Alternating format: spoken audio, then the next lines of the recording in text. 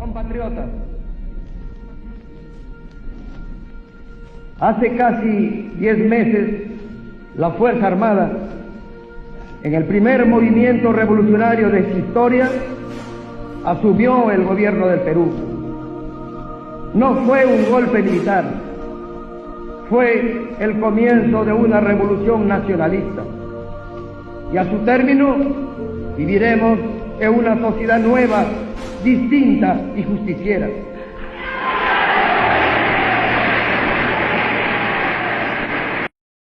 Presentaremos los 5 datos relevantes del gobierno de Juan Velasco Alvarado.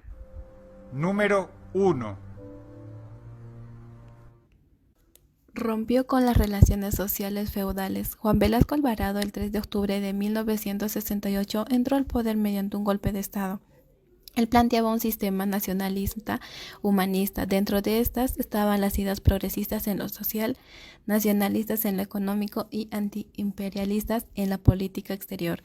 Todo ello guiado por el programa de estatización y reformas, con lo cual logró romper las relaciones sociales feudales, es decir, la tierra para el que la trabaja. Velasco, dentro de la reforma, sostenía un lema campesino: el patrón no comerá más de tu pobreza. Número 2. Empiezan a existir los pueblos jóvenes, empiezan las grandes migraciones del campo a la ciudad. Como la mayoría de los pueblos jóvenes habían surgido por las invasiones, la primera tarea era legitimarse a través de la entrega de títulos de propiedad. Esta era la herramienta clave para atraerlos hacia la revolución. Solo en Lima debían entregarse 130.000 títulos para los nuevos propietarios. Entre 1970 y 1973, el número de pueblos jóvenes aumentó de 610 a 976. Número 3. Empieza a formar identidad nacional. La singularidad del periodo de Velasco en el Perú confirma que la forma estructural de la política está dada por el tipo de gobierno que se ejecute, pero sobre todo de las alianzas partidarias y relaciones externas que sustentan el discurso. Sin embargo, este gobierno en aspectos generales llama la atención al respecto del elemento de identidad en las formas nacionalistas de estatización de las empresas y la aplicación de políticas sociales. El gobierno populista se vería obligado a poner en prácticas algunas condiciones mínimas como la sindicalización, las vacaciones remuneradas, entre otros. Entonces, el proceso de despolitización y también de desmovilización generada en este periodo trae consigo nuevos desafíos porque fue una condición interna de conquistas simbólicas, pero al mismo tiempo resignificó la ofensiva de un nuevo modelo económico que requería de condiciones sociales para desarrollarse. Número 4.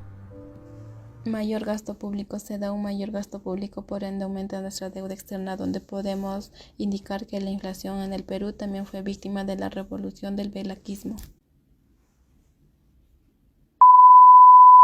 En los 70s, en el Perú, el Estado pretendió participar como empresario y no lo supo hacer, y las pérdidas que generaban se tenían que cubrir de alguna manera. En buena medida eso se cubrió con emisión monetaria, o sea, se empezó a imprimir dinero sin necesariamente tener sustento. El gobierno militar de los 70 generó altos y sostenidos déficits fiscales para poder financiar dicho aumento sistemático del gasto.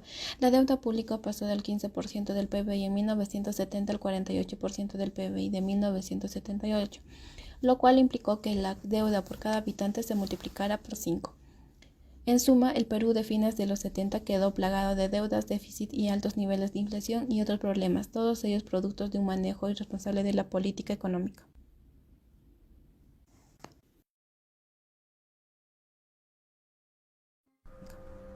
Número 5.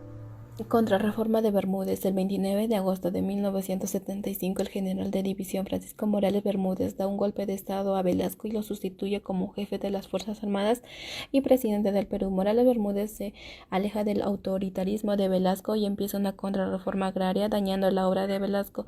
Una de las más importantes fue la eliminación de Cínamo, símbolo de reforma agraria, lo que rompe el vínculo de la población con el gobierno. Esto conlleva a una reacción en cadena que lleva finalmente a la creación de una comisión de liquidación del Cínamo, en la que se destruye filmaciones, encuestas y estudios para borrar de todos los lados la reforma agraria.